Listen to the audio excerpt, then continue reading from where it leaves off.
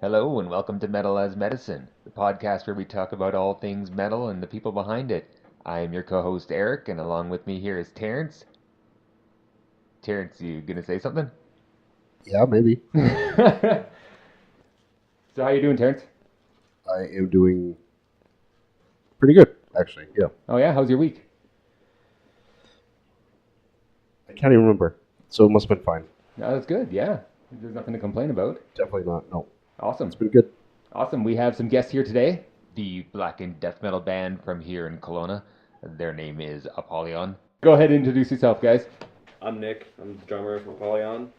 Nice. Braden, I play guitar. I'm Matt. I do all the vocals, lyrics, with the OGs in the room. Yeah, I saw that on Metal Archive that you guys were all the original members. Yeah. Which, yeah, that's really cool. Actually, then I could just ask the first question that I have. When you guys changed your name, because you're Necropsy at first, is there a reason you guys changed that? Yeah, so when we started, we had some trouble picking a name, then we settled on Necropsy, but then, like a month or so after we found was it, pretty shortly after we decided Necropsy, we found out there's like 40 other bands with the name Necropsy, so... Yeah, so we It's a pretty decided to change badass name, but yeah, it's common as well. it. Yeah. Not very original. No. Polyon's not that original either, but it's more so than Necropsy. Yeah, oh yeah, definitely, yeah. How many other bands have Apollyon as a name then? It's like There's one a- active, I think. One or two. Only been a few. There's a lot that broken up, but It's probably I think take them in there a might fist only be fight. one other one around. Right. Take them in a fist fight, right? Yeah. Fight to the death over the who gets to use the name. I had made that Yeah. joke with one of the other Apollyon. It's like, okay, we got to settle this. Excellent. They actually ended up changing their name not too long ago, so you know. So you guys won You then? guys, yeah, totally won. Right on. Threatened the violence, and then they just backed out. What chickens? No kidding. Please Alright. don't email me. Don't at me, bro. Yeah. Terrence, what have you been listening to the last week? Last week I have been listening to Whitechapel. Oh, yeah, their new album's coming out. Yeah, it's not out till the end of this month, but there's a couple tracks that have been released on Spotify, and they make me so happy. Brimstone Sweet. Mm-hmm. Yeah, I didn't really give a poop about this band before, and I don't know why. And it could have been just because other people were talking about it, and I kind of steer away from bands that other people talk about or get too crazy. See their shirts everywhere kind of thing, and it's like, that band sucks, without even really listening to it. And then, of course, a song comes on, and I was like, who is this? And then I had to eat 5 years of hating them for and then go back and listen to the rest of their stuff and find out that it's actually pretty awesome. So At least you get to enjoy it all then, right? Instead Yeah, of having to it have seems to wait like for all the- those releases. yeah, totally, man. I think they've gone away from the deathcore element, which is probably what I didn't really care for, just because that subgenre is so oversaturated.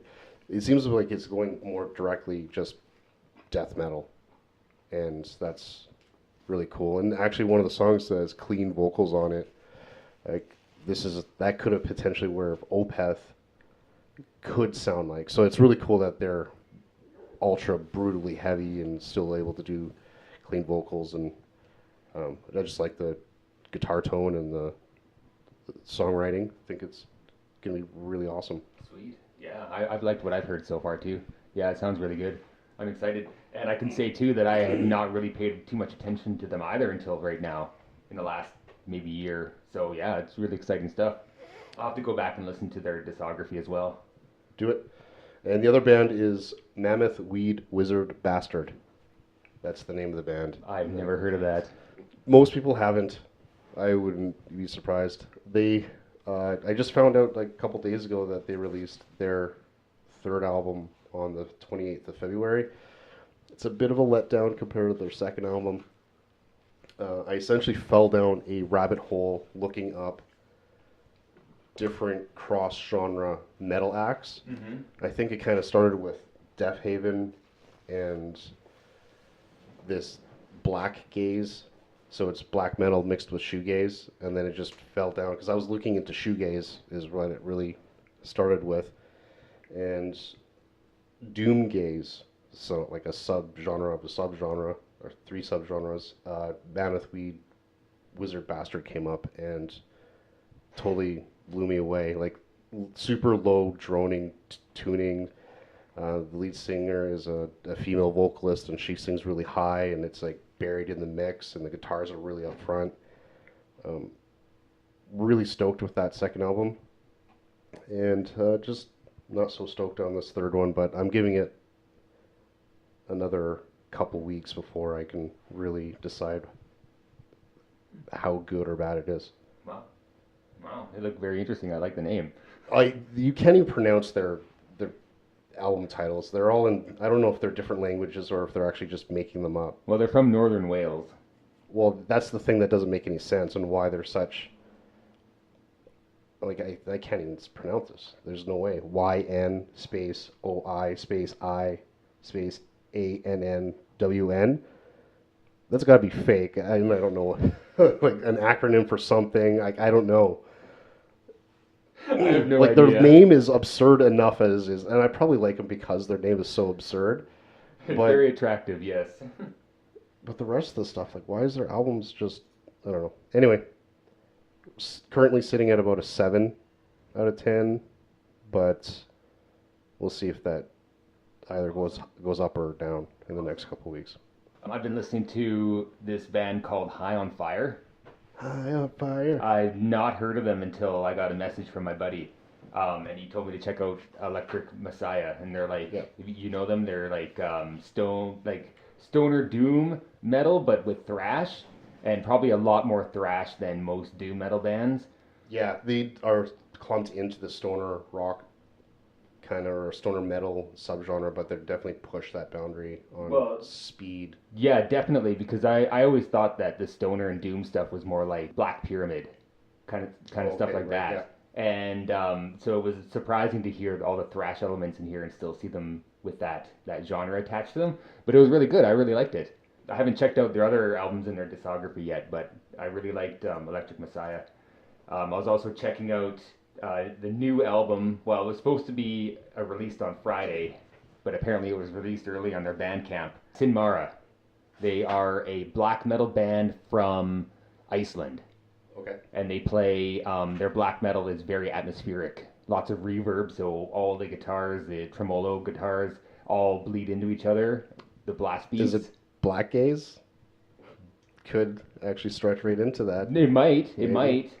Yeah, it might. We'll have to listen. I'll have to listen to it and see if it qualifies as that. High on Fire. Yeah, the one guy, he was also in a band called Sleep. Yes, that's right. Yeah. And they've been active after being gone for like 25 years or 30 years. And the last couple out releases, I think one was just a song EP, and the other one was a full album. And the full album, I have a hard time not. Is that the one that has a 60-minute song? No, that was a re-release. Okay. But the most recent album, yeah, like as soon as I have to listen to it from start to finish. That's the only way to really do the album justice. Oh yeah, that was Dope Smoker. Yeah, with the 60-minute song. Yep, that's right. I have a hard time getting through that one without falling asleep. Maybe that's what it's for. I think it implies that you have to be a dope smoker to get into it. Maybe, yeah. Maybe. I don't really care. But the album itself is fantastic. I believe it. I've got to check them out. They're on my list. And what else have you listened to? Well, we can go on to new releases because we've had a big week, and I've been listening to a lot of those new releases. Okay. Like, for example, the new Children of Bodom album came out. Oh, the whole thing came out. The whole thing came out. Oh, man. Finally. Have you listened to it yet? No. No. Have you guys listened to it? Are you into them at all? Not a fan, no. Not a fan? Oh, I was just going to jokingly say I hate Children of Bodom, but I know you do. I would have had 3 guys back here like, yeah! Yeah, fuck yeah, they suck. I don't hate them. I thought they were cool in high school, but Yeah. not my thing anymore. No? No. No, I really dig it. I think it's fantastic. I think, But Alex is a talented dude, that's for sure. yeah, he is. He's very talented. He writes a lot of good solos and a lot of good riffs and melodies. I feel like this album here is probably their most melodic death one since Follow the Reaper, maybe. Yeah, I was just going to say the Platitudes and Barren Words, that track, really sounded like hearkening to the like Follow the Leader or Follow the Reaper kind of era stuff. So the title track is awesome. the title track is awesome. Like it's got some of the best riffs and melodies in it that they've probably written maybe ever. Cool. Yeah, it's very cool. Yeah. And it's funny because last week I said that Platitudes and Barren Words was all right, but it's actually turning into one of my favorite songs on the album now. There you go. Yeah. Turn it around. Exactly, yeah. When you hear the whole thing, then you never know what you're going to like, right? I guess so. I guess that's what happens when you hear one song just by itself and then the whole album together as one piece, right? Can make a difference. Yeah, it totally does. I was listening to the new Misery Index as well, which is pretty good, pretty devastating. Yeah, I'm really digging surprising. that. Yeah, no, I really like the new album. You guys listen to them? Yeah, I like Misery Signal. Have you guys heard the new album yet? I have not. No? But I almost played a show. started it. I didn't finish it though. Yeah. You didn't finish it because you were bored or distracted or you hate it. Both. I don't know. I thought it was okay. Official review. I didn't really give it a good listen, and I had to go to work or something. So Yeah. it's It's good. I like it. It's got some good riffs on it and some good songs, and yeah, it's heavy as fuck, that's for sure. Yeah. Yeah, definitely. But I'll have to give it a little bit more time because I've actually been spending more time listening to this band called Equipoise. They're technical death metal. Those guys are sick. That's fucking Unreal. awesome. I Unreal. love it. They Yeah. got that fretless bass going on, and it literally sounds like a worm. Yeah. It's so weird. So Like it's like like seven solos in- Here, I'll play a song. Demiurgus. They had a huge lineup on that album too.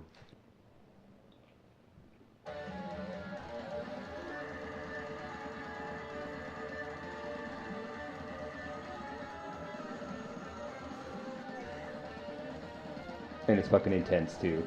Like the whole album is like this. It sounds quite intense. Except for all the Spanish interludes, where they have like Spanish guitars playing. Well, that's what I was stoked on. They like re-recorded their like first EP they did. And I really liked all the songs on there, so they like redid them for the new one, like redid all the acoustic bits and stuff. Sounds way better now. Oh yeah.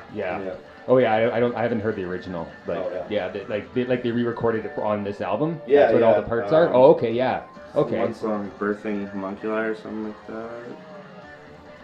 I have it here. Yeah, it's awesome. Yeah, it's really cool. But it's like if you're into that kind of thing, because the whole album sounds like this. Yeah. Oh no, sorry. Alchemic Web of Deceit. It was like the first track on the demo. Okay. And that song was sweet. And Yeah. they re-recorded it for this album too. They Fuck yeah. re-recorded the whole thing. Man, yeah, it's pretty awesome, but it's hard to sit through the whole album at once. For sure. I listened to it in little bits here and there, but I'm really enjoying it. So much going on the whole way through. Oh yeah, there's always something to listen to. Mhm. Yeah. Yeah. There we go. I have no opinion. Not yet, anyway. Yeah, it's super intense. I can dig that, though. But how about you guys? You guys been listening to anything this week? Or anything at all lately that you want to talk about? Sear from Vancouver just put out a really good album. Okay. Stoner, doom, sludge kind of stuff. A little bit of like black metal and like classic rock Oh, influences in there. nice. Cool. What's another band? Kvertilek? I'm not pronouncing that right. I'll get a spelling for you, but if Oh, you're that into band from Europe, Sweden or Finland. Finland, yeah, where they use black vocals, but it's over 70s rock. Wait, who's this? I'm mispronouncing. I'm sure. Like Kvertilek, and I believe all their songs are in English, or most of them are in English. But I've actually never listened to them. take the time, have a listen to it. It's really cool on that team up there because they don't usually take that vocal style and throw it on top of an entirely different little genre. I've been listening to this black metal band from like Austria called Alenda. And they've been putting out a couple tracks, teasing a new album, so I've been super stoked on that. Cool. It's like really like atmospheric, sad stuff. But Atmospheric sad stuff. yeah. Nice. Yeah. So Black like metal. Apollyon. Yeah, no, the new stuff's a little different. The production's a little different. They put out an album year or two ago, the full length. I listened to that album like endlessly, so I'm basically just waiting for them to put out something new, and they're really tickling my fancy with these new songs. Sweet. Yeah. Awesome. Nick? I haven't been listening to a whole lot of new stuff. I kind of tend to stick to stuff I know I enjoy, but I guess the newest thing I have been listening to is Truant's EP. Mm-hmm. I released that a couple months ago or something. How long ago was that? Yeah, it was like that tail end of 2018, Okay, yeah. something like that. So it's not brand new, but yeah, that's the newest thing I've been listening to. I don't tend to keep up with brand new releases, even though I know I would probably enjoy a lot of new stuff and a lot of all the bands. But yeah, so that's about it really. It's all right. That's all right. Yeah. Shout out to Toronto. Yeah. It's our boys. Good friends with those guys. What to you guys makes metal? What is it? Pretty much my reason for existing. That's a great answer. I like that answer. Grown up around it the whole life, so it's just been part of every day-to-day thing that I do, really. So Awesome. I like a lot of other music too, but I won't talk about all the trap music I listen to on the Metal is Medicine podcast. Trap. Yeah, Braden probably would have just slapped me after, so. Trap. Yeah, like Clarify it's. like hip hop, like the Oh man. all the stuff about like selling drugs and all the stuff that I don't do. Yeah, or they repeat. Music about Yeah. selling drugs. I just listened to it. It's pretty much what it is. The only song, the only lyric of the entire song is cocaine. And That's there's actually exactly stitches. 5 bass beats, and the rest is all cymbal. It's stupid fun. Being in a whenever we have to play a show out of town, it's always ridiculous because he's got his trap music playing through his headphones, and we can always just hear those double hi-hats. No matter how loud the music coming from the truck is, we just always hear that second-hand trap beat. Is that what you listen to when you tour though? The I only listen thing? to everything. when I Everything? tour, but, Not just trap? No. Just to get away from the metal for a bit? It's a little bit, I guess. But yeah, I don't know. To me, metal is just like just what runs through the veins, I guess. I'm kind of thinking you're a trap head that just listens to metal on the side. I started listening to metal first. It's metal first. He's quick on the defense there. He was, yeah. He was. I get it all the time. How about you guys? What's metal to you guys? What is metal? That's a tough question. You can take some time to think about it too. And I don't know, I just kind of see it as a way to bring together a relatively specific group of people. I don't know, it just speaks to people in a way that some genres don't.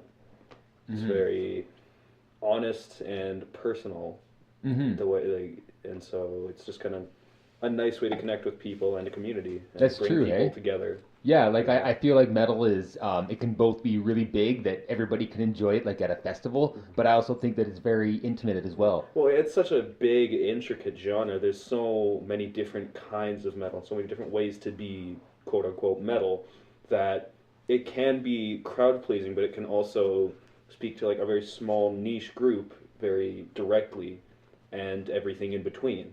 So it's kind of magical to me. Technically one genre can just accomplish so many things. Yeah. Speak about so many topics, speak to so many people. Yeah. Well, that's the thing too. You don't see a lot of metalheads that are casual listeners. Almost anyone I know who listens to metal, they're a diehard.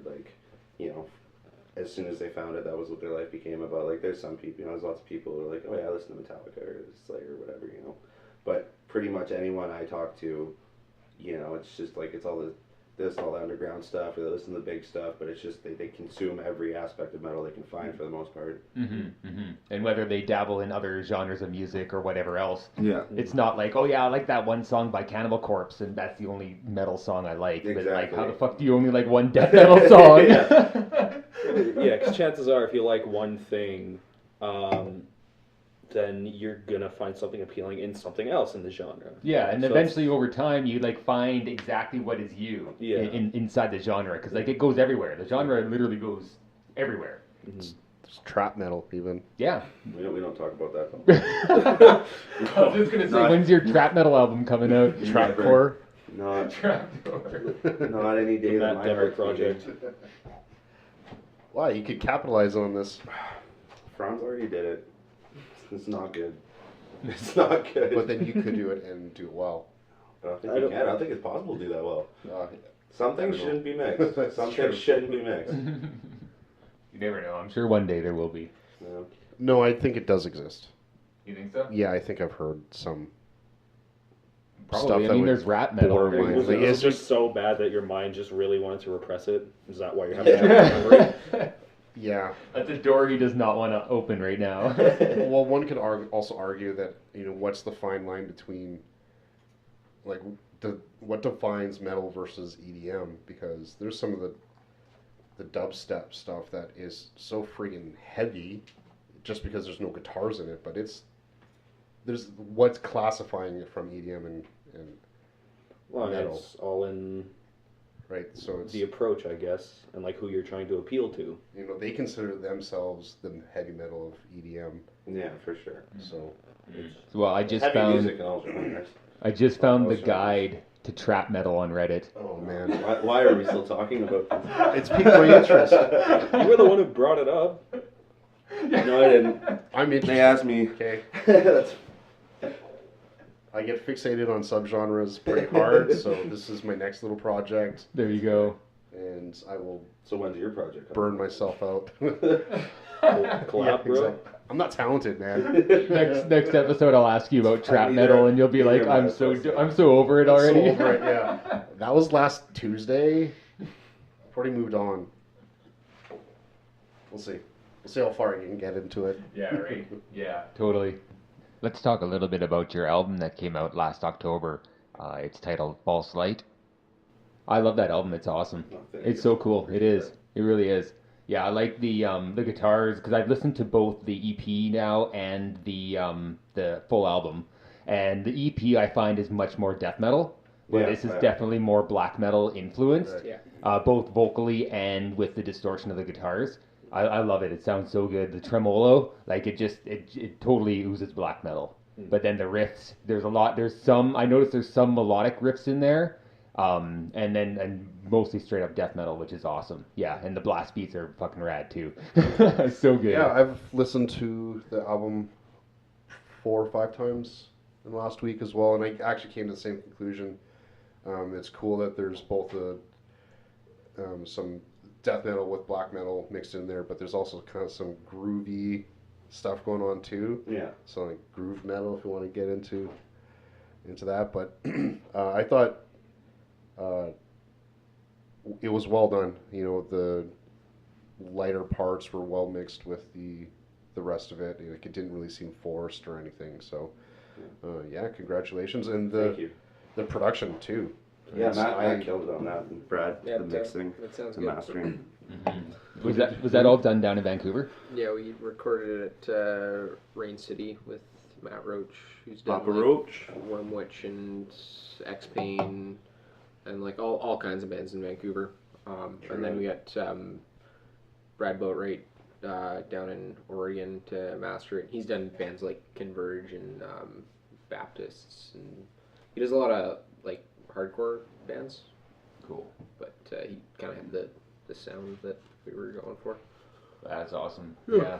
I like the solos too. They're not like, some of them are shredding, death metal style, but then like a lot of them are, well, most of them are all very emotional. It sounds, and a lot slower. And yeah, that's really cool how it mixes up like that. Yeah, I like that on the too. leads. Yeah, that was really well done. And the live show is awesome as well. Thank you. It is, yeah. Because I saw you guys play back in January, and it was good. Yeah. Oh, Very the cool. Winterfest? Yeah, I was at on the 12th of January. No, that was with Dark and Fire. Oh, yeah, right. Dark and Fire and Can't Death keep Machine, track I of believe, the was shows. playing. Yeah. No, it was a really fun show. That was a really fun show. Yeah. Sold out. Yeah, it was, because they tried to kick us out. Oh, you weren't there, Terrence? No, I wasn't there. Yeah, they're like, oh, you want to pay now? And like, oh yeah, we'll pay now. And the guy's like, oh no, you can pay a little bit later. Like, well, like I just said, I'd pay right now. And then he went away, and then he comes back and he's like, oh, it's sold out. You have to leave. And like, what? I've fucking been here since like 6 o'clock, and you even asked me to pay, and I said yes, and then you didn't. You denied me my money. Oh, weird. For God's sake. But I'm glad I got to stay because it was pretty awesome. Yeah, Yeah. that was a lot of fun, that show. Yeah. So what? Taylor from Death Machine, you came up and sang a song with us. Yeah, that's right. I remembered. Yeah, I remembered that happened, but I didn't know who Taylor was at the time, so I Okay. didn't recognize him. But yeah, that was really cool though. Yeah. Yeah, that's awesome. Yeah. Do you have like a different set list or anything set up for the Vakken Battle of the Bands at Moon's Perhaps. Post? Yeah. It's a yes or no. Yeah, right. It's, we haven't decided yet. It's a shorter set, so yeah, we're Mostly stuff from the album. And then maybe some new stuff. Perhaps. Yeah. Maybe a little bit. We can squeeze it in. There's like Yeah. 5 bands playing or something, so yeah, I could imagine the set list isn't going to be very long. 25 minutes. It's the Vakken thing, though. Yeah, yeah. Sweet. And I think I read somewhere too that you guys had won Vakken Battle of the Bands once already? We were on the first round of Vancouver last year. Okay, cool. I think that was actually a year ago today, or yesterday. Year ago yesterday. Yesterday, Yeah. Yesterday. Won the first round, did not win the second round. How did that go? Like, what was the experience like? That mostly just felt like another show.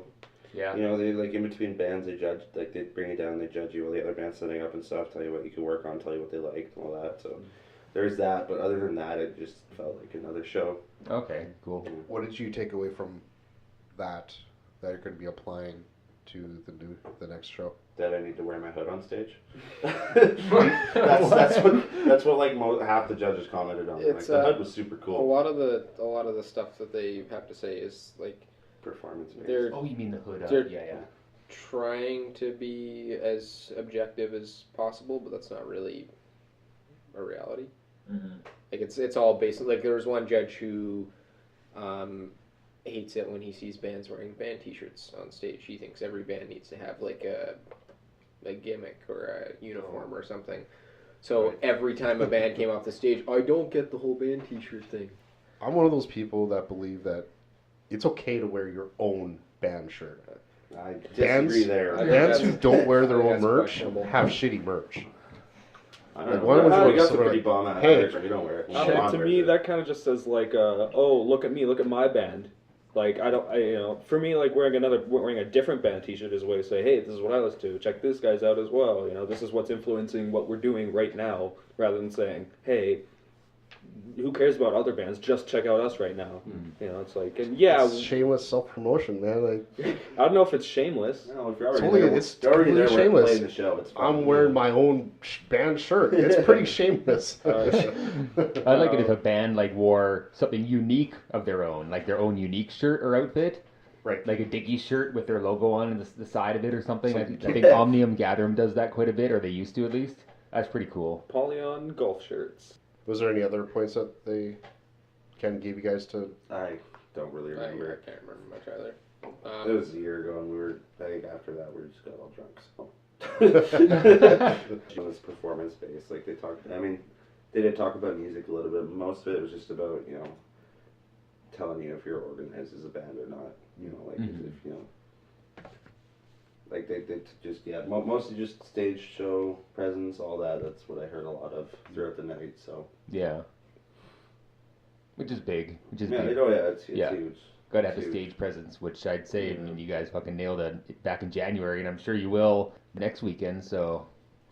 Yeah. It's surprising how easily presence can get overlooked, Mm-hmm. and what it actually means to present yourself on stage too. Yeah, Is it takes getting used to, because there's a lot of people who play music and do the shows kind of as a fun addition too, but plenty of the musicians that I know are actually kind of stage fright, and they don't really move a lot because they're not really comfortable with the lights being on them and realizing that every single or most of the eyes in the room are on them too. So yeah. I still get like crazy nerves before I go on stage, like to this day. But like a few minutes of being on stage and I just start having fun and I'm all good. But yeah, like leading up to on stage, I'm just a shaky mess. So I just smoke a lot. Stage fright for me was always a strange thing because I played in the school band when I was in high school, and every show, every like concert we would put on for that, I was always very nervous. There was always a ton of pressure behind them because it wasn't just playing the music; it was doing it for a class, so it corresponded to a grade and an actual response. But then ever since we played our first show, I haven't had stage fright playing Apollyon. Like it was just a totally different experience. Like it just kind of, I kept waiting for the moment where I was going to start feeling nervous, and it just didn't happen. And so it's just a totally different experience to me. Like the pressure is gone. It just feels like I'm just jamming out with some friends and sharing some fun times with some people. That's awesome. Awesome. Do you think that has to do with the fact you're performing your own material versus you having Yes. to play someone else's pre-written music perfectly? Yeah, that's definitely a part of it. Like, because I'm trying to when it was school band, I was trying to focus on the sheet music, focus on the conductor, make sure I'm coming in at the right time, and making sure I'm not making any big mistakes. But with Apollyon, it's like I have a bit of liberty with what I'm playing, because I wrote the parts. I can say, okay, well, I want to do this part differently and better, or I can just have some fun with it. I can, and it's just a lot more fun and relaxed, even if there is some pressure behind it, like in a competition or something. It's still just playing our own stuff and just having fun with our own creativity. We still play pretty technical music too. Not as technical as some bands, but Yeah, so there is a level of focus that still remains, obviously. I want to make sure I'm yeah. playing the songs right, but once I reach that comfortability with the song, then I'm like, okay, I'm just having fun now. I'm just playing a bottom song line live. is we're doing this to have fun. Exactly. That's good. Which is what most bands should be doing. What happened to you in the last week that is not metal? Like, you can think back at it and like, fuck, that was shitty. Not metal. I don't know how to answer this. I almost shit my pants at work. That was pretty... That's not metal at all. That's pretty punk, I guess. Actually, yeah. It's pretty grind, bro. Yeah. Pretty grind. I don't know, it must have been a stomach bug or something, but I'm just working away and I was like, oh my god, I gotta go. And of course I work construction, so there's nothing but disgusting porta potties, so I got in my car and I drove to the nearest coffee shop. I'm not doing this. Oh, that poor Starbucks. Oh Yeah, man. right? Oh, I was probably in there for 17 minutes. At least. Oh my god, alright. We've all been there. I feel sorry for you, man. I'm laughing, but deep inside... wow, I'm sorry for hearing that. That was the most exciting thing that happened to me this week, I think. The most unmetal and most exciting thing. And most punk thing. Yes. And grime. There you go. So All that's in my one. story. That's a triple whammy right there. Excellent. How about you guys? Anything non-metal happen to you guys? I mean, it doesn't have to be on that level, but just in general. I mean, every day at work, I just have to listen to the shitty music that gets played over the PA, so... Where do you work? Should I say? Well, you can describe it if you don't want to name the company it's or a whatever. Store. It's like a department store. A grocery store. There you go. It's a grocery So, store. You can imagine what kind of. Well, at crowd's least it's gonna not be. December, because then you'd be listening to Christmas I carols. don't want to talk about that. Yeah, I straight up in the month of December at my job had to listen to the same version of Rudolph the Red-Nosed Reindeer. I would listen to it like 7 times a day, like in the span of a 7 or 8 hour shift. Just because they only had like 5 Christmas songs, But and they just played them over and over again. fuck, and they start earlier too now, like in November. Like as soon as Halloween's done, Yeah, it's just Christmas songs. it's like, wait a second, there's another holiday in the middle here. When I used to work at Future Shop, way back when, I was actually in the music department. And same thing, they had their set 5 CDs that they would always play. And one of them happened to be Rosie McDonald's Christmas. So there's like a duet with Elmo. So this thing would come on, Yeah. I don't know how many times in a single 8-hour shift, and wow, I can't do retail. That's not my thing. Yeah, no, it's too mainstream, man. Way too mainstream. So I definitely feel your pain on that. Holy. Oh yeah. We need a support group for retail workers who have to listen to shitty Christmas music. Yeah. Get a better job.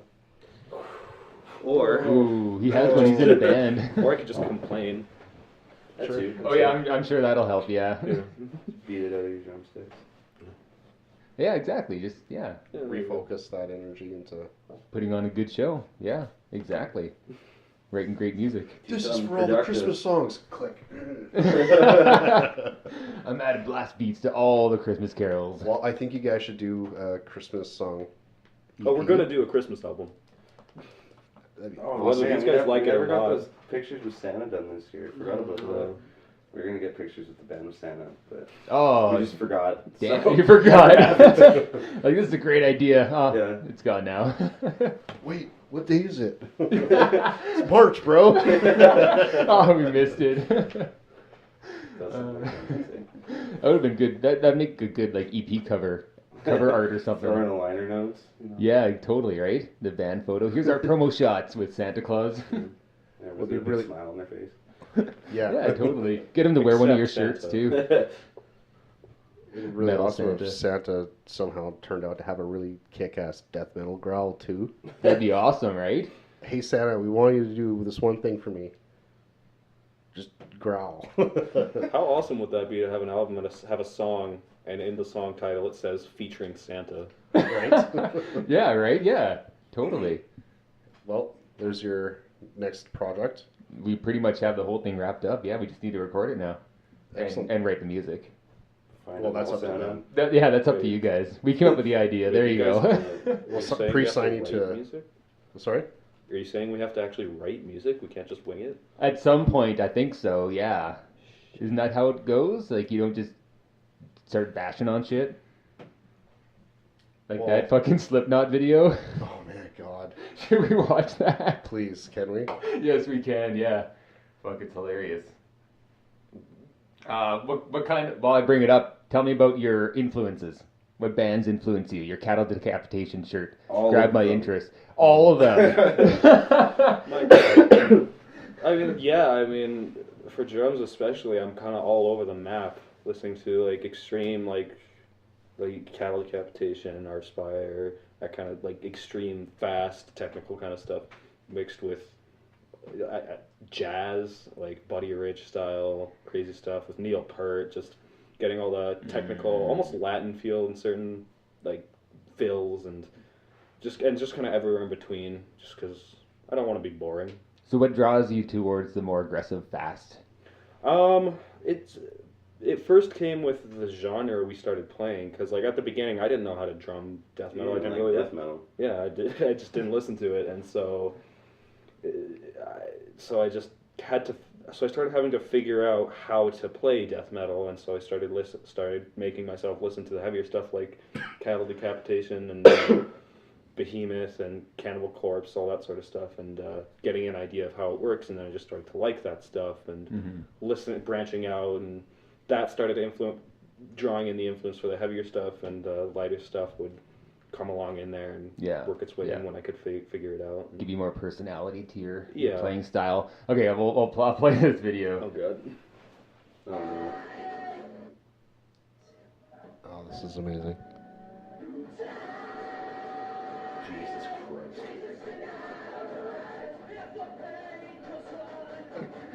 I love these parts.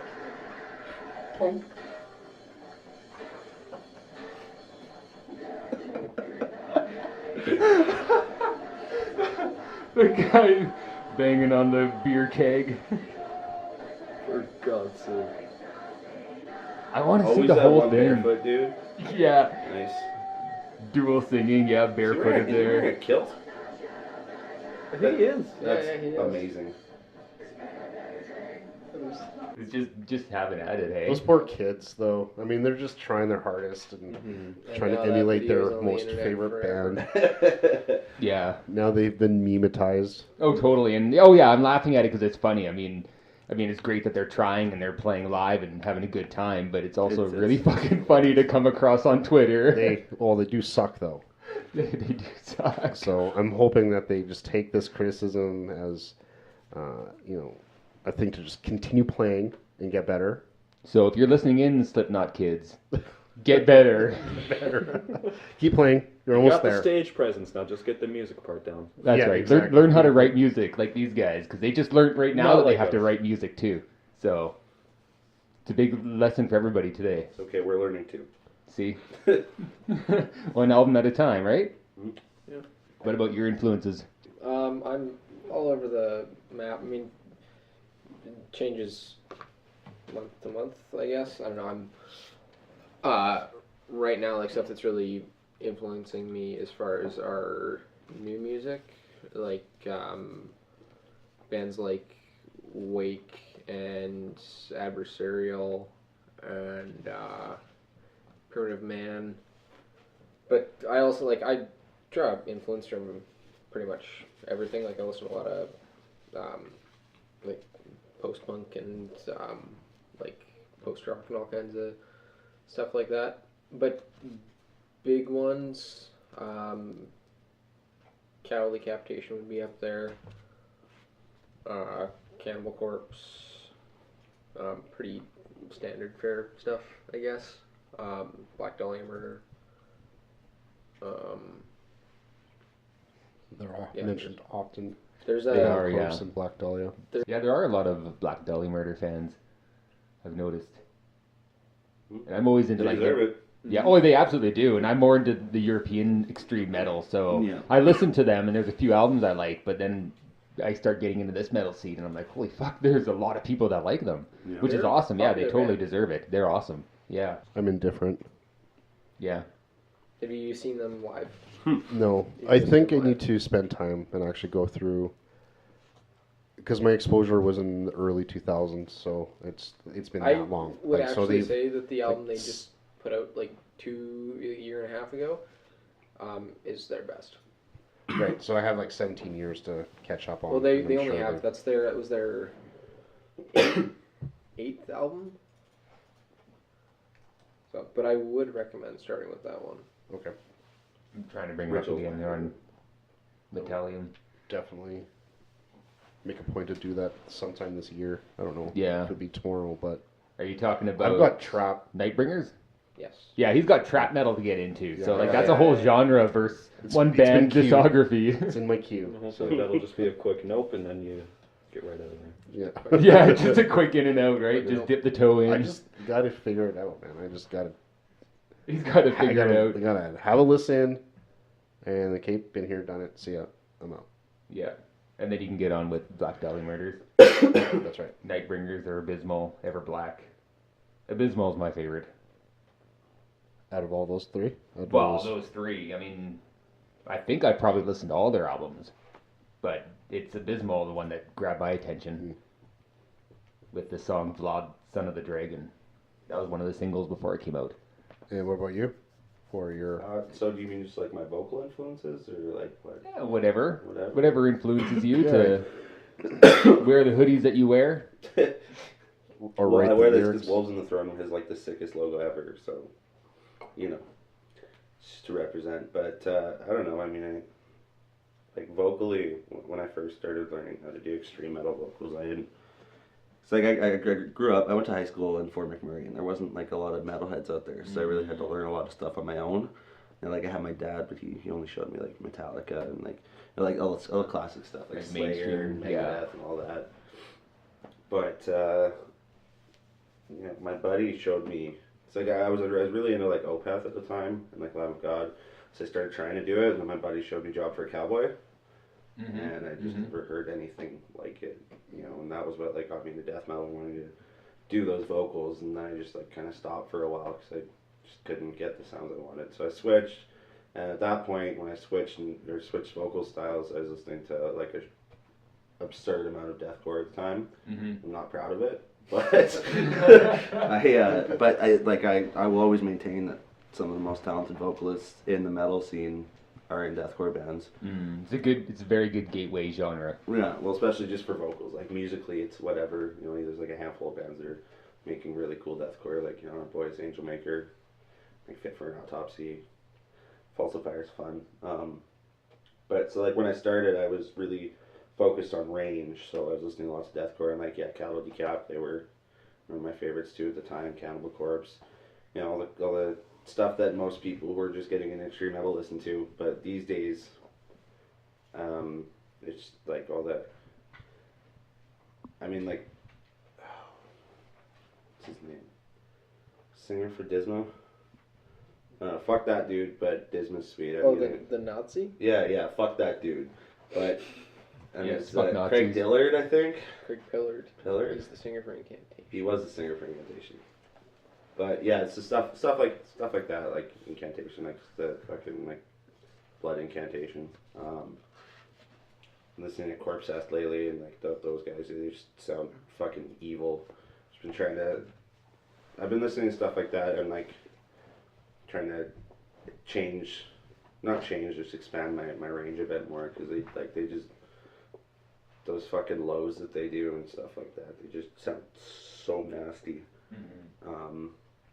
So yeah, just like anything dirty, really, anything dirty and aggressive influences me in some way or another. I listen to anything I can find to find influences from, but stuff like that. My influence for like my writing and whatnot, I just really like H.P. Lovecraft. So. And you write all the lyrics? Yeah, I do. Okay, sweet. Yeah, I just really like, I've been writing a lot of kind of cosmic horror type stuff. I've been liking how those lyrics are turning out. Like the last album was mostly, there's a lot of more depressive stuff. And there's like the one song that kind of went like Lovecraftian cosmic horror, you know. But I'm going more in that direction for lyrics for this one, I think. So far, we only got a few songs written, but that's where it's going, and I'm really liking how the lyrics are turning out. Oh, so you guys are writing new stuff, eh? Yes, we are. Sweet. Well, that last album only came out like 5 months ago, Yeah. I think. Well, that's awesome. We had finished the writing for it like a year before it came out. Oh, okay, around that okay. time. Yeah, we wrote it like 2 years ago. Roughly. Oh, yeah, okay, I see. I don't know. We have a, generally our writing cycle gets pretty lengthy just because we do all the shows and all the traveling and stuff. So, but we've been actually like really on our game lately in terms of writing. Braden's just been pumping out sweet riff after sweet riff, and Nick's been absolutely slaying it on the drums. It's our most intense stuff yet, for sure. Sweet, that's awesome. Yeah. Speaking of gigs, I got to ask about the what are they called? Karak Angren show in Vernon. That was a lot of fun. Yeah, I found that super interesting that the symphonic black metal band was doing a show in Vernon. Yeah, all the way from like, where did they go? Like Netherlands or something? Yeah. Somewhere out there. Yeah, I was looking them up earlier, but yeah, I think Netherlands or something. Yeah, it's like a day off or an off date that they booked in Vernon. They were on tour with Children of Bodom or someone. Okay, so they're on a larger tour. Yeah, Yeah, that was just but that was just had a off. day off, Yeah. and Yeah, okay, they brought Love Society with them, which is super cool. It wasn't a lot of people at that show because there was a snowstorm Yeah, it was that night. heinous that There night. was Fitting, yeah. Yeah, but that was a solid crowd for us. it was fun. Yeah, that was a lot of fun. was It that was really cool seeing Carrick Angren because I liked them in high school and stuff too. So Yeah, they're awesome. I didn't like get to Scooby see Doo them. black metal. You didn't get to see them. He was sick. Hey man, Jesse. No, I wasn't. Yeah, you weren't you? No, I wasn't 19 yet. Oh, that's right. I'm the youngest in the band, and at that show, it was 5 days before me turning 19, and we were in a 19-plus venue. So as soon as we were done playing, I had to leave for the last time. Wow. Yeah, but of course, 5 days before my birthday. So yeah, I had to miss out on Zool and Lost Society and Carrick Angren. I just had to get going. Yeah, It's just rough. because you mentioned deathcore and you said, "Please don't hate me" or something like that. Why has deathcore become the new metal? Where Because it's just- musically, it really is new metal. That's all it is. It's new metal with. They just I don't know. It's just that it's really boring. It's super boring. There's nothing to it. Like there's some really cool bands out there like Angel Maker and Fit for an Autopsy, and those are really the only two that come to mind. But yeah, deathcore is just, I don't know. I liked it for the vocals. That was about it. It's heavy. It can be fun to see live, but I think part of it is also the attitude a lot of people have with the genre. It tends to match up with a lot of the new metal kind of scene. Like it's very like the kind of like the act of acting tough and like this is so extreme and you're just a, you don't get it, that kind of idea. That, I don't know, to me it just kind of gives off a similar vibe of like the Marilyn Manson or the Slipknot kind of fans. But What? But like kind of like like more people that are into like just music it's hard to explain on like a single level, like just listening to songs, and then they're just kind of like dipping their toe into metal by getting into deathcore. It's a good gateway for sure. It's a Yeah. good gateway to extreme metal, but Yeah, but it's not, and like You're not gonna everybody's find a lot gonna of crazy dive creative head first stuff in, there. right? Yeah. Yeah. I think I'm he's not trying to like get trashing anyone who listens to deathcore. Oh, of course not. Trashing deathcore. Yeah, really, I was but just trying to say there's that, not- like- there's not a whole lot to it. Yeah, I was just trying to say, like, because you're saying, like, why is deathcore the new metal? And I was just saying because there's a similar attitude in there. That's Yeah, just- that was just what I was get trying to that. say. Yeah, totally. Like Five Finger Death Punch kind of attitude. They are not new metal, and they're heavy metal's Nickelback. No, Nickelback is heavy metal's Nickelback. No, Nickelback is Nickelback. That's Five Finger Death Punch is pretty much the only band I will genuinely like not give any support to. Like if someone I know is just like, yeah, I like Disturbed, I'm like, okay, I mean, not really into it, but you like what you like. But if they're into Five Finger Death Punch, I'm genuinely like, why do you like them? What is Hold there on, to enjoy? there's a whole conversation coming here. oh, dude, I hate that band. The lead singer, Ivan Moody, I can't get past that dude. I heard that he's. Why are you doing this to me? All of his lyrics for all of his songs are, "Why are you doing this to me?" All of them. So has anybody answered that question yet, or? No. Ah, damn. Well, so that means there's a new album coming, right? Not to mention their drummer is one of the most boring drummers I've ever heard in metal.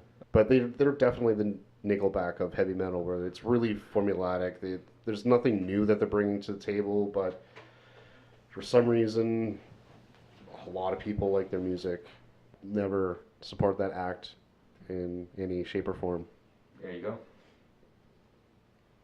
Ooh, did you hear there's a new Tool album coming? Oh, like it's not just rumors, but they're actually done recording and it's being mastered. Believe it when I see it. And they're touring Yeah. in May as well. I know, I keep hearing small little bits like that as well. and For years. Like a decade. I'm not going to believe it until Maynard says recording is done. Because even when he gets asked, he's still like, I don't know, ask them. Okay, but no one hates their fans more than Maynard hates his fans, so. But you'll I get feel an like a lot honest of it is answer really out of fucking him, with though. him, because he just hates Tool fans. He's a weirdo, Yeah. absolutely. He is, yes. There's massive disconnect with his large audience. But I think there's other stuff going on behind the scenes that he just, because he had so much creative freedom with Pussifer and to some relative extent with A Perfect Circle, he just gets things done. Whereas the other guys, Adam Jones specifically, are super meticulous, and it seems like, from what I hear, is they're going to have a number of music videos ready. They're going to have a live show ready. So none of this stuff is overnight. Mm-hmm. Oh, yeah. So if they're going to be touring the next 2 years, like they have to have an hour and a half to 2 hours of visuals ready to go for the live show. Like, how long is that going to take? That's going to take some time. Mm-hmm. So if they've just finished recording their album, music videos, live show, etc., etc. So like T-shirts and all this other stuff. So I think Maynard is just being a little bit of a bitch for that reason. But his answers are honest. He doesn't know, and I think there's just too much hype behind it. Oh yeah, like as soon as they posted that picture of the band in the studio, everybody was going crazy on the internet. I'm over Well, it. it's the internet. What do you expect? It's going to be the album of the year, and I hate it already. I'm going to listen to it probably every day when it comes out. Let's be honest. Yeah. And it's going to be amazing, and I'm going to not like it every moment. Just can't win. That's too bad. Deftones are coming out this year, too, so Oh, okay. I haven't listened to them in like a decade. you're missing out. Has. What's that? I don't think anyone has. I still He has. I still listen to White Pony sometimes, but I love Believe that it or album. not, That's a very good album. They've actually have only gained popularity with their re-release, which is phenomenal because lots of people have forgotten about them, kind of the White Pony, but this last album was actually really big for them in terms of not just album sales, but the overall exposure to the general, just like, so it's a pop music or popular culture. And Yeah. it was actually quite heavy. So Stephen Carpenter had a brand new guitar. I can't remember if it's an 8 or 9 string. So he was doing heavier, nicer things with the kind of the riffage that was going on there. So I liked there's contention between the lead singer and the guitar player during the writing process. And Steven felt kind of like pushed into a corner, and I think that caused him to push back, and some of the riffs that he came out with were, you could really feel that, and I really dug it. So the recording process of this new album is Chino and Steven together in a room, which is, I think they said the first time in Around the Fur or something that they've done that. So who knows exactly what direction, but Steven always pushes heavier and heavier because he's the metalhead. Yeah. So Who knows? we'll see, man. Yeah. Pretty pumped. Who knows? You guys have played Armstrong Metal Fest before, right? Yeah, this year will be our 5th time playing. Like running. fifth in a row, eh? Yeah. Compared 5 years ago till obviously last year, because this year hasn't happened yet, have you noticed any changes or like growth or? I feel like it's generally pretty comparable. Because I've noticed that they've got a lot bigger bands on the bills lately. Yeah. Every year there's always a handful of bigger bands on the bills. Starting like that, because the first year I went was 2014, before I knew the dudes in the band, well except for Nick, but and that was one of the first year. Like the year before that, they'd gotten Suffocation, and that was like the first like real big band I think they had on the bill. And then the year I went was Cryptopsy, and the first year we played was Cattle Decapitation. Yeah, so there's always just like, and now there's like there's a few bigger bands each year, which is it's really cool to see, sharing stage with all these bands and stuff. Like especially like, there's so many bands around the Okanagan that have influenced us that we've become friends with and stuff. And so sharing the stage with them and partying with everyone all weekend, meeting all the new people from all the other new bands and stuff. Like, seeing all the bands that are playing for the first time, or anyone who's attending for their first time. It's just like the one weekend every year that I like really look forward to. Awesome. Oh, that's great. Just always an excellent time. And then you're like hanging out with all the different bands. Are you meeting all sorts of new people? And oh yeah, it's great for networking and stuff. Yeah, totally. Yeah. Oh, that's awesome. I found that even if like the crowd size stays pretty same, and it obviously grows a little bit each year, but lots of new faces. Yeah, but I found that like it always feels like they're trying to up the festival itself each year. Like it always just seems to get better, even by just a little bit, in terms of like whether they just improve the stage or the lineup or all the things that surround the festival and what goes into. They just always seem to put a lot more care and effort each year into just making it a great experience for everyone. I feel like it's something where they actually really listen to what people have to say about it and use that to improve it. Yeah. That's great. That's cool. Awesome. And I'm sure you're looking forward to it this year as well. Oh, then, absolutely. Yeah, absolutely. Every year, always one of the best shows we play every year. Yeah, no, I was just going back. I have a tangent. Like, I was in talks with the guys from Armstrong Metal Festival, like, and I just want to see when, like, the date was. It was actually 2012. Was when I was going to try and help them up the scale and get a different kind of bigger headliner. So back then, I had a really good connection with Devin Townsend's booking agent. So I was just trying to bridge the gap between the two entities, and unfortunately, it never materialized. But I was curious, and just wanted to see like how long ago that actually was. And Wow, yeah. We actually looked into him again last year, but it was way out of our price range. he's gone He's up. pricey. So, yeah, like back then, I think the price was $3,000 in 2012, Yeah, I think he's about but he's a lot more 10 than times that now. that. For headlining the Yeah, for a festival, one-off, yeah. headlining the festival, Yeah. definitely it's a lot more than that now. Mm-hmm. Rightly so. I mean, he's earned it. Oh yeah, Well, definitely. that was including like because a lot of his the guys in his like in the Devin Townsend project are like in the States. Right. It's a lot of flights from a lot of different places. Yeah, to get them all in. Yeah, needed. That adds up so fast. Oh, definitely. Chris, I don't know. I'm trying to we're- think. Basically, just planning out the rest of our year, and writing new songs. That's our main concern right now, really. We have a few occurrences this summer that can't talk about yet, but yeah, other than that, just writing. Yeah. Just hard at work writing the new album. Going crazy with writing lyrics and stuff. And like I said, Braden's been bringing the riffs and. I think we have three new songs. Yeah. I still gotta finish the lyrics for that third one. As a band, and I've got a couple more I'm almost done writing. So we're getting there. You kidding? Awesome. We're just all really in the zone right now, I think. Metalheads and Cats. Apparently not. I think there is an actual calendar that comes out. With like metalhead cats. No, well, Metalheads and their cats. Oh. I'd be in that Like calendar. a for billion sure. Instagram pages like that. Yeah. I'm gonna fact check myself.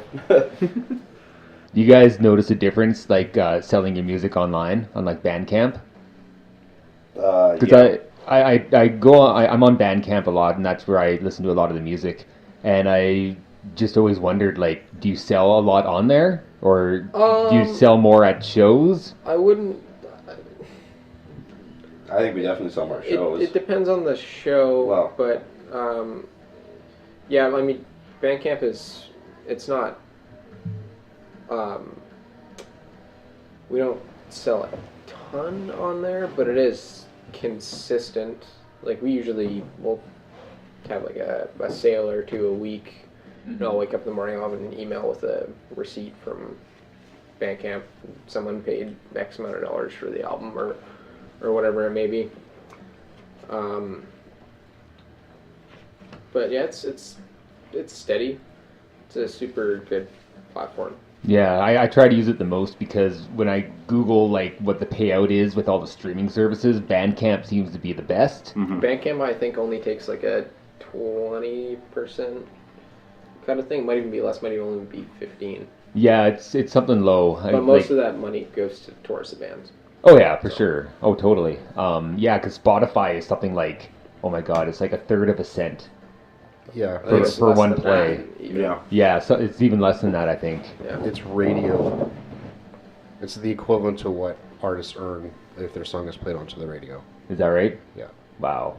which is still nothing. Oh yeah, essentially. nothing. But I think there's some work that Spotify can do to kind of correct that. Yeah, like There's give the news money of- to the bands that are actually making people come to their platform. Right? Yeah. News of the CEOs all getting extremely large bonuses and Well, yeah, and Massive. there's that stuff that's been popping up lately about how they're like suing. I don't know who they're suing. They're suing Supreme Court or some shit like that because they're like introducing this bill to up royalties by like a massive margin for artists on Spotify, and Spotify and Amazon are like, no, can't do that. So they're suing them. Wow. Yeah, because they don't want to shell out that much money. Meanwhile, they rake in like billions of dollars every year. Yeah, it's really skewed, but Oh yeah, it totally is. what can you do? I still use Spotify every day, so I can't really complain, but Well, yeah, exactly. Yeah. Right. it really, I think it depends on how the end user is using digital media, such as Spotify. I'm still very old school, where if I like it, I will still purchase it in some shape or form. Yeah. And Spotify is just super convenient to have access to the stuff that I maybe not even wouldn't purchase. yeah. But Or there's discovering plenty new of things. albums that I've bought directly from there, because they can link directly to whatever their online sales are. Yeah. So there's definitely a place for it, but I think there are more people who are not using it like that Mm-hmm. Yeah. and just using it for the convenience factor. Like I have a massive library of stuff I've saved and liked on Spotify, and pretty much anything I want to listen to at any given point is on Spotify. Mm-hmm. So, and they're like their algorithms are beautiful for like their playlist they create for you, their personalized things and the radios for certain songs. But like anything I find, I'm still usually finding directly from, like I'm in like a billion Facebook groups for metal and whatnot, different subgenres and everything. So like a lot of stuff I find is on Facebook or like Instagram, but almost all that stuff is also on Spotify. So it's like it's back and forth. I find new stuff on Spotify, I find new stuff from Facebook or just people recommending stuff, but. Yeah, totally. And it's like using Spotify as a tool. I use to find new music, which then I go use because I don't buy physical. I buy all digital. So then I go to like Google Play or Bandcamp to actually buy the music and support the band, and then I go back and listen to it on Spotify. Be real DIY if you guys made your own shirts too. Well, Braden does the designs, but we get them printed mostly by Print to Darkness now, right? Yeah, by our buddy down in Vancouver who has a screen printing shop called Prints of Darkness. Yeah, he's in Alex. No. Alex still thing? Yes. Yes, good. Awesome. Yeah, that's cool. Yeah. That's great. Yeah.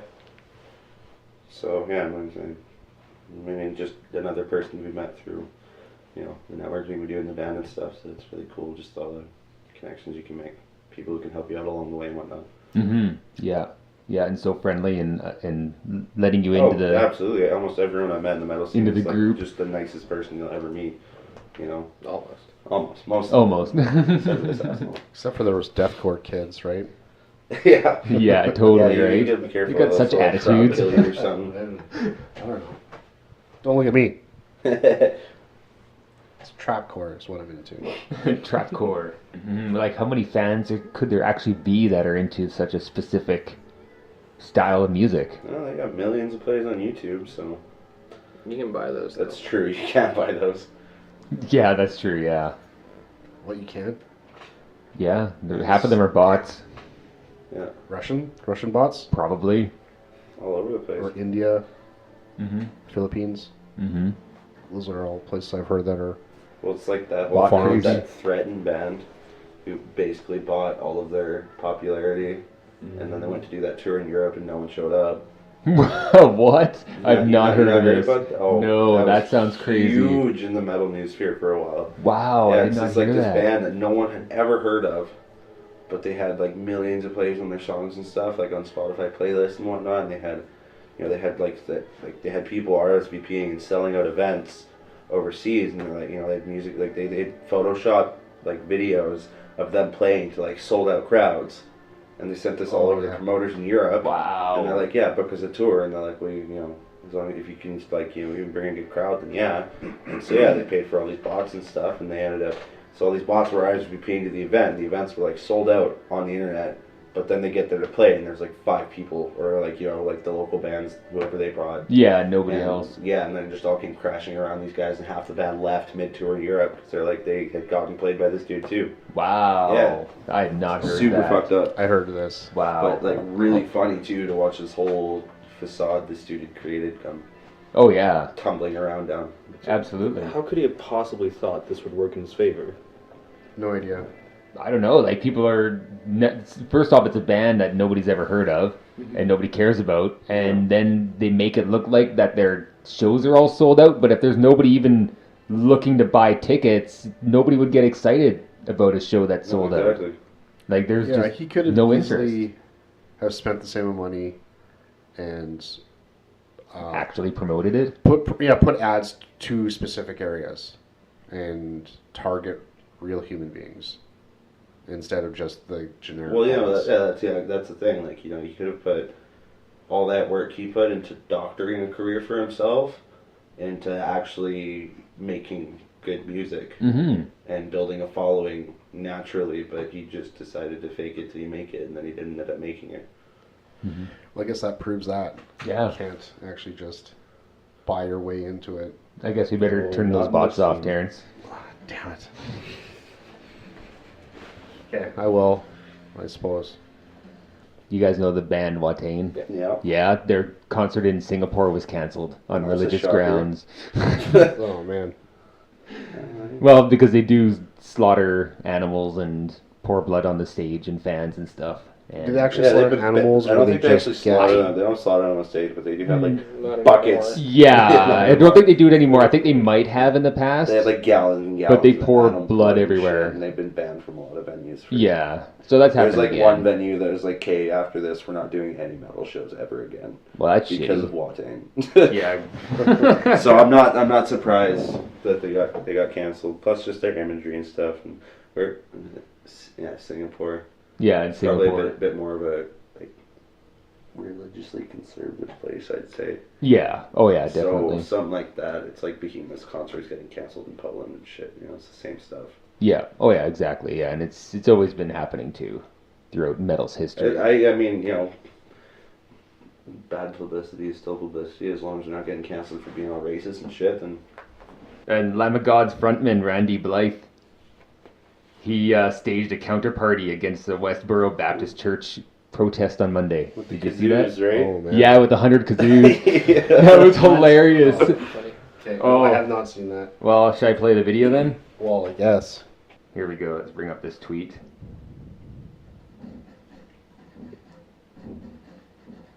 So that's them all partying there, having a big old party. Is Randy in the cowboy hat? Yeah, in the middle there. Does it pan over and show you how many protesters there are? So there's, look at all the partiers, and there's 6 protesters. Nice. Yeah, What that's were they pretty even awesome. protesting this time? Probably, I think it was against gays or something. Oh, Some shocker. bigotry and hate. Oh yeah, and you check this out, Terrence. Oh, The Danish Special Forces, the Frogmen. what? Good Is lord. that you, Otto? Yeah, check that. Check those guys out. That's not terrifying at all. No, not at all. Hey, like you kind of want to go hug them right now. Oh man. So that's okay. Special forces stay. Okay, where is this? They're Danish. Okay, stay out of Denmark. Yeah, they're going to Denmark. The happiest. Yeah, no kidding. They're the happiest country on earth. They have to be with guys like that. Yeah, no shit. I'm trying to find this tweet about from Nickelback or from Chad Oh my Kroger. god. What? He's still on the Nickelback train, eh? Dudes, I get focused on something. Apparently. So You weren't wrong about that. I'm just trying to verify this actually existed and it wasn't just doctored or in any shape or form. No, what's that? I think it had to do with the Super Bowl and how terrible it was. And Like the recent one, right? yeah, and then Chad Kroger said something about us not being the worst band in the world anymore. Yeah, they're not the worst band anymore. Now it's Imagine Dragons. Yeah. They're the worst band in the world now. So The torch has been passed on. just trying to verify that because I don't want to just recirculate Fake news. fake news because that sucks. Yes, But fake news does It did suck. make its rounds. I did see the tweet, but I don't know if it was a real or a doctored image. I don't know. I have I seen can't find it, it. but I don't It's know. real. It was real. It's in my brain. I I believe don't you. care if it's fake news. But then, is Nickelback the worst band in the world, or is it Imagine Dragons? Is it Dragons, like plural, Imagine Dragons. or just Dragon? I don't even know. I've never listened to them. Matter of perspective, I suppose. Imagine Dragons. I don't like them very much, so I think I'd choose Nickelback above them. Like as the worst band, or No, more? Imagine Dragons pleasurable. worse. Okay, They're the worst band. They can hold that title for this week. so there's going to be no Imagine Dragons Friday This week, in the near future. this week's terrible band, worst band in the world is Imagine Dragons. So come back next time, and we will discuss that and see who takes it. And I don't know, man. It's not going to be Nickelback. Sorry. Okay, well, I asked the question earlier of what is not metal, and I never answered it. Oh, And wow. for me this week, what's not metal is Imagine Dragons. Oh, I thought I was expecting another Nickelback comment there. No, actually, surprisingly, they're a little bit more metal than Imagine Dragons. Yeah. But that's only comparing them to Imagine Dragons. Like, you can literally compare Nickelback to anything else in the world, and they're not even close to metal. To be fair, yeah, the bar is pretty low there. Yeah, like it's a limbo bar that I wouldn't dare to try to go under. Yeah, it's pretty low. Yeah. Just have low expectations for it, then you'll never be disappointed. It's true. All right, I think we're done here, and I'd like to thank Apollyon for coming out and hanging out with us this evening and shooting the shit, talking about all things metal. You guys want to have a last few words here? But buy our album.